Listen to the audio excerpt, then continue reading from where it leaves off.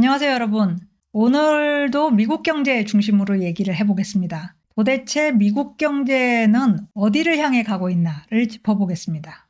자, S&P 500이 조정 국면으로 들어갔다가 하루 만에 빠져나왔어요. 목요일 지수가 급락하면서 자, 차트상 여기입니다. 그러면서 최근 고점 대비 10% 이상 떨어졌어요. 조정으로 들어간 거죠. 그런데 그 다음날 곧바로 반등했습니다. 조정 국면에서 탈출했다는 얘기죠.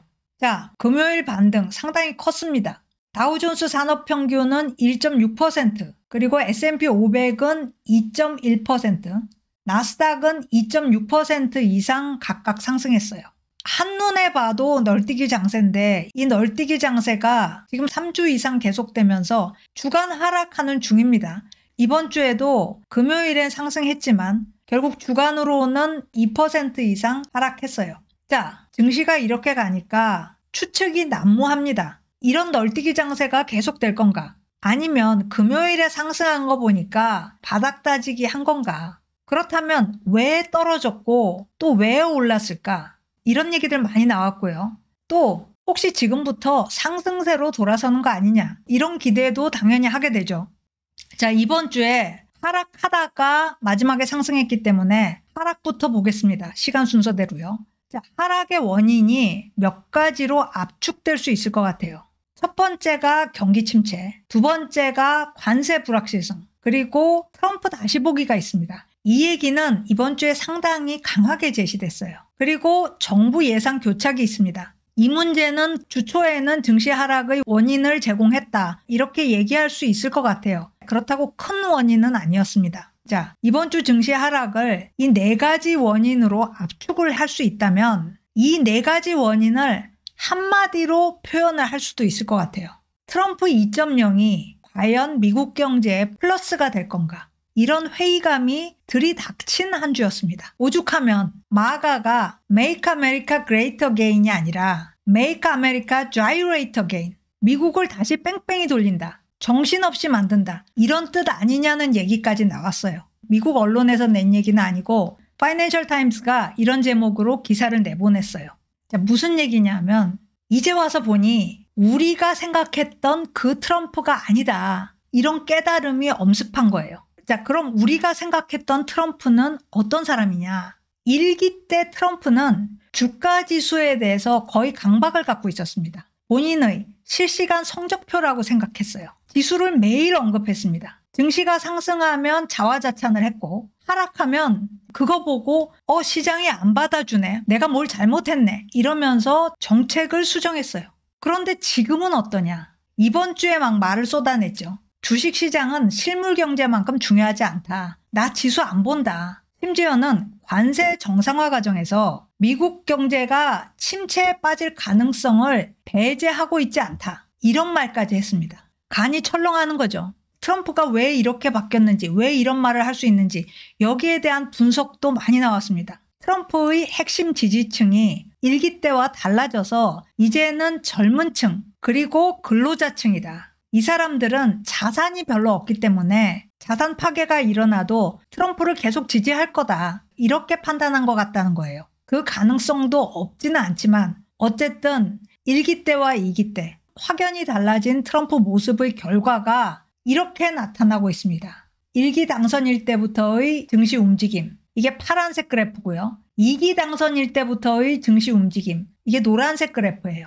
자, 1기와 2기를 비교해보면 극과 극입니다. 사실 2기 때는 당선되고 다음 날부터 주가가 급등했어요. 그 얘기는 1기 때보다 주가가 더 상승할 거다, 이런 기대를 한 거죠. 그런데 이 기대는 무참히 짓밟혔고 현실은 이렇다는 거죠. 자, 트럼프 관세 정책은 아직도 초기 단계예요. 그런데 이 새로운 관세 정책이 초기 단계임에도 불구하고 기존 공급망을 파괴하고 있습니다. 기업들은 정신없어요. 미국 기업들이건 미국과 무역으로 얽힌 기업들이건 다 방안을 모색하고 있거나 이미 실행에 들어갔어요. 관세가 얼마나 바뀔 건가 대충 계산을 해보면 미국 관세율 현재 3%입니다. 세계에서 가장 낮은 관세율이에요. 그런데 이 관세율이 13% 정도로 올라갈 거다, 지금 이렇게 보고 있습니다. 그러면 10%포인트 상승이에요. 이 정도 올라간다면 미국 기업들은 수입하는 대신에 국내에서 생산하자 이렇게 나올 거고, 미국에 수출하는 기업들도 수출하는 것보다 미국으로 들어가서 생산하는 게 더 낫겠다, 이런 판단을 할 거라는 거죠.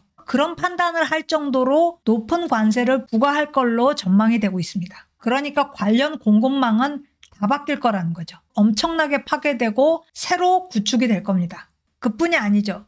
자, 그 범위가 어느 정도나 될까? 이미 관세정책 영향 하에 들어간 수입품 규모가 1조 달러에 달합니다. 그리고 조만간 1.4조 달러로 확대될 거예요. 자, 1조 달러면 얼마냐? 1기 때 관세가 올라간 수입품 총액의 4배입니다. 지금 시작 단계인데 벌써 4배에 도달했어요. 1기 때와는 비교가 안 되는 거죠. 자, 4월 2일에 안정화될 거다, 더 분명해질 거다, 이런 얘기를 트럼프 대통령이 했어요. 하지만 진짜 그렇게 될 거냐? 가능성이 별로 높아 보이지 않습니다. 트럼프 대통령 얘기는 4월 2일부터 상호 관세를 본격 시행한다, 이 얘기를 하는 건데 얼핏 보기에는 공정한 것 같아요. 상대방 국가가 자국 관세를 낮출 수도 있을 것 같습니다. 그런데 트럼프 대통령이 생각하는 거는 그런 게 아니죠.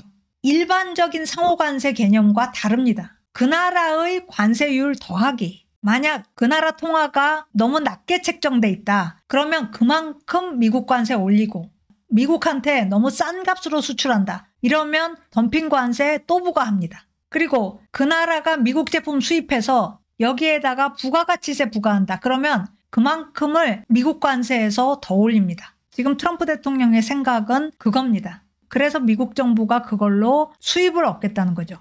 자, 경기 침체 조짐들이 아직은 그렇게 선명하지는 않습니다. 그런데 조기 경보라고 부를 만큼 충분히 우려스러운 것들이 지표로 나타나고 있어요. 소규모 사업들의 불확실성 인덱스. 이거는 서베이로 물어보는 겁니다. 불확실성 거의 최고 수준으로 올라가고 있고요.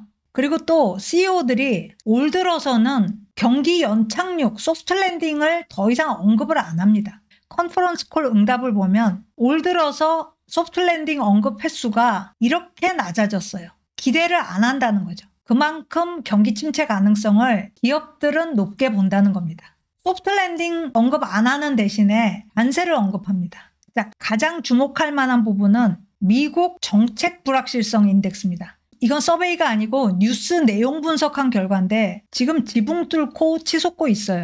자, 경기 침체 조짐들 또 보면 미시간 대학 소비자 심리 이번 주에 나왔는데 2022년 11월 1일에 최저치 기록했습니다. 그리고 장기 인플레 전망치는 32년 내에 최고치 기록했어요.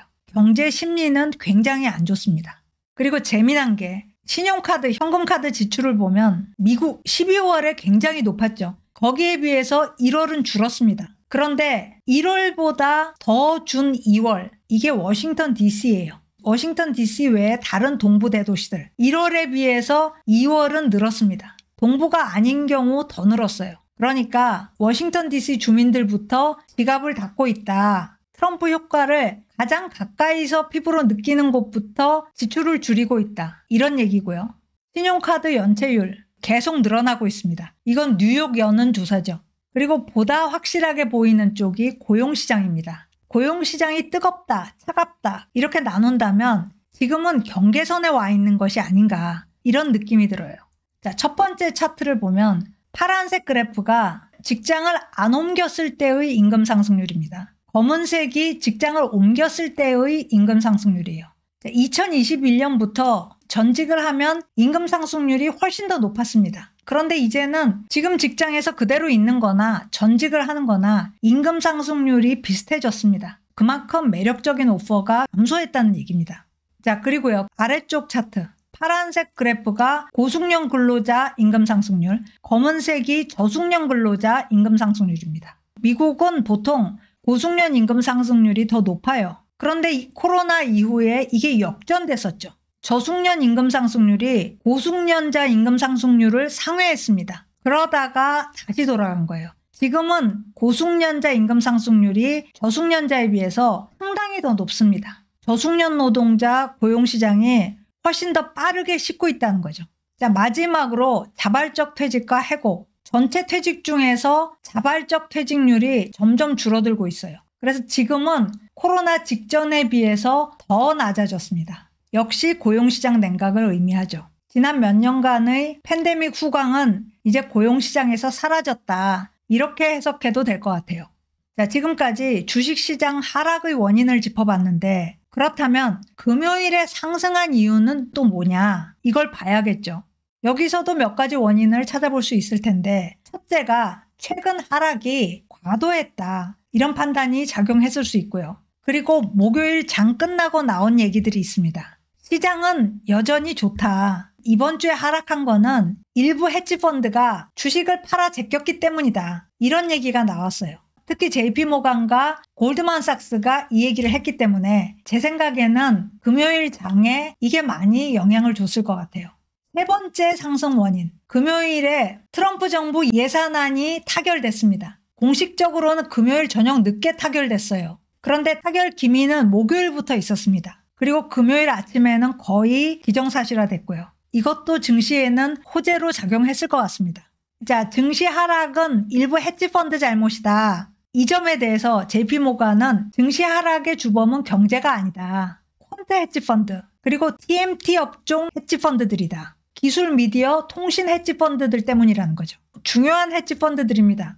JP모간은 이 헤지펀드들의 주식 변동성이 최근에 급락했다. 목요일에 보니까 급락했더라는 거예요. 작년 말 이후 최저 수준에 다다랐다.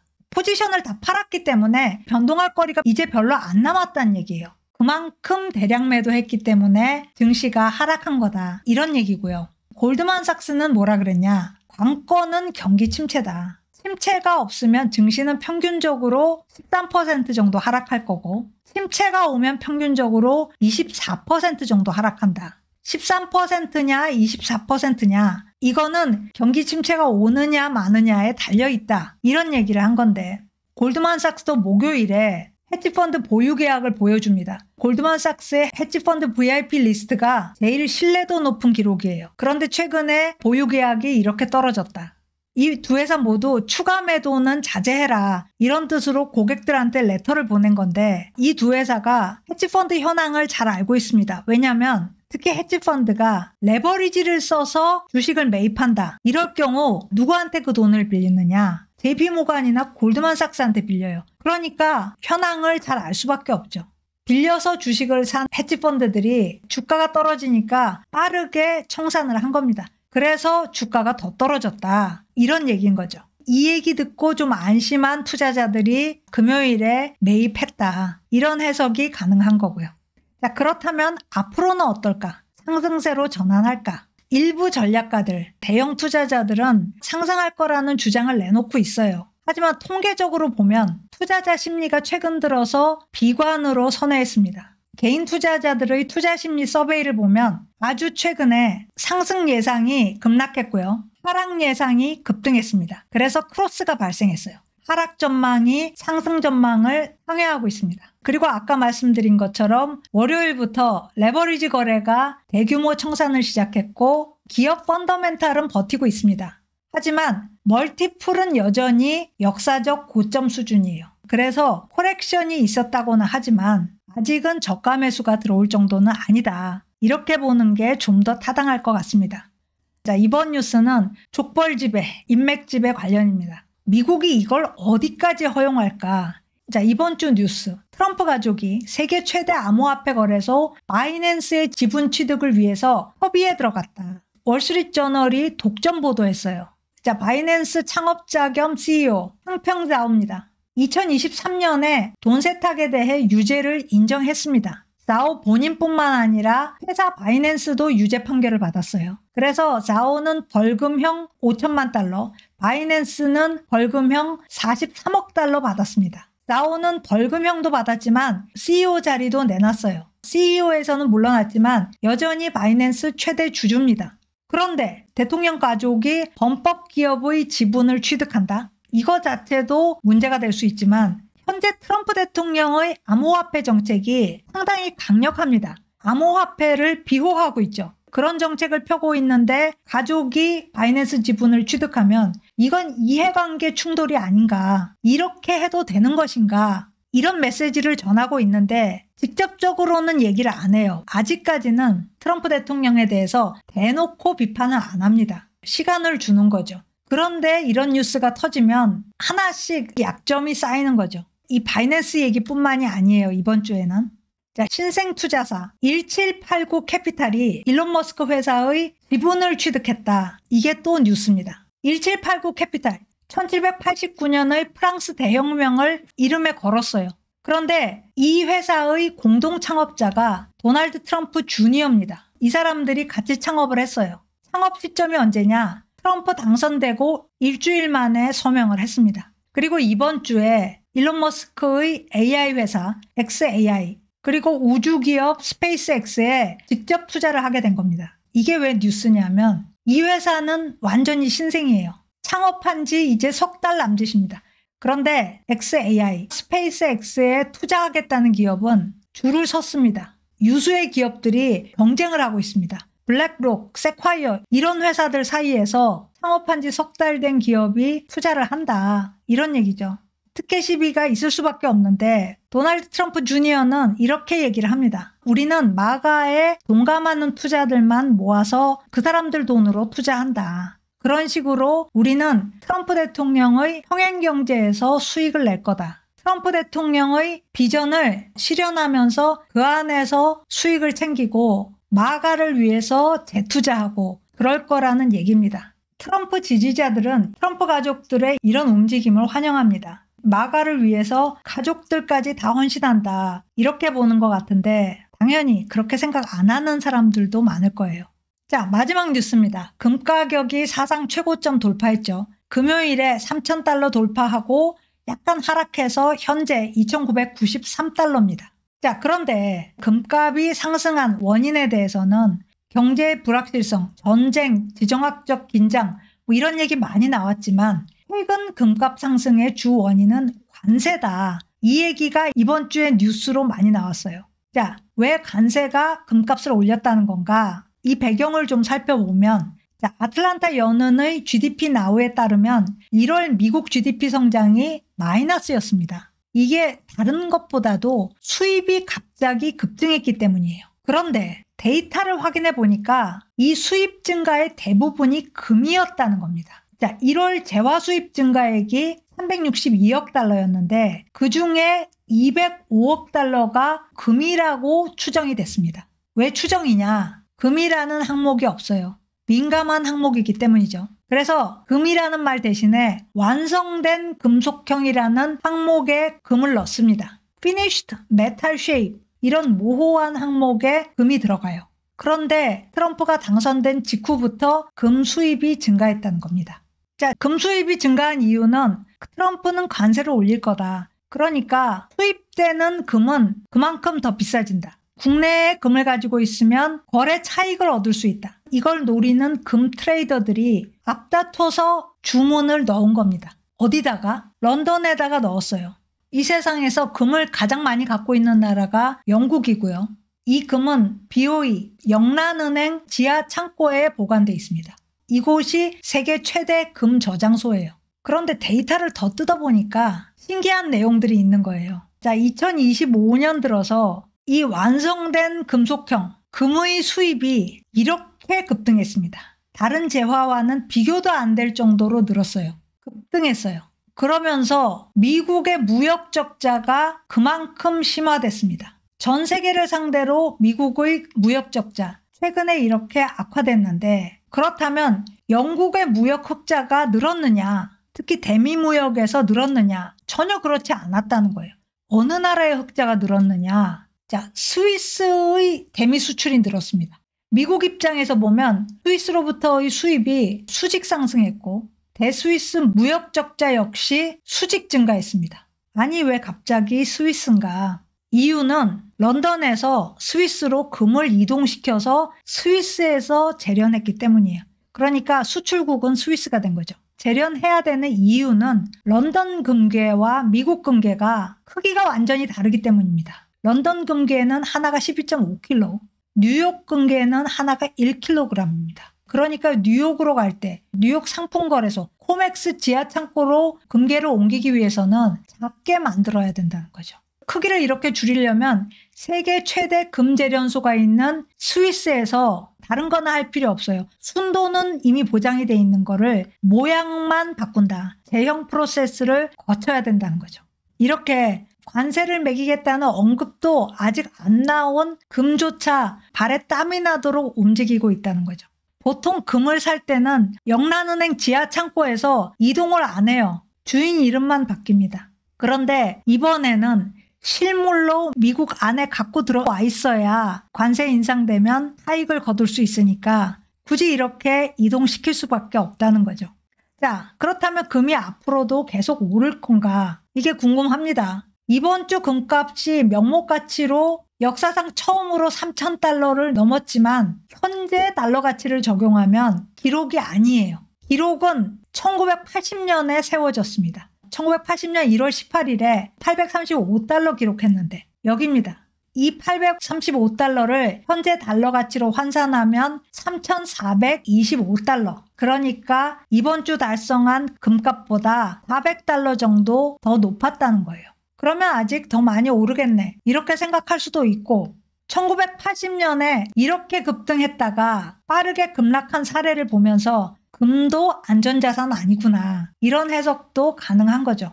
1980년에 이렇게 오른 이유는 이때 소련이 아프가니스탄 침공했고 이란에서는 혁명이 일어났고 2차 오일 쇼크로 인한 인플레 발발했습니다. 이런 여러 가지 이유 때문에 금값이 올랐는데 이런 이유들이 사라지면 금값은 얼마든지 하락할 수 있다. 이걸 기억하고 있는 게 좋을 것 같아요. 자, 오늘 스캔 여기까지 하겠습니다. 고맙습니다.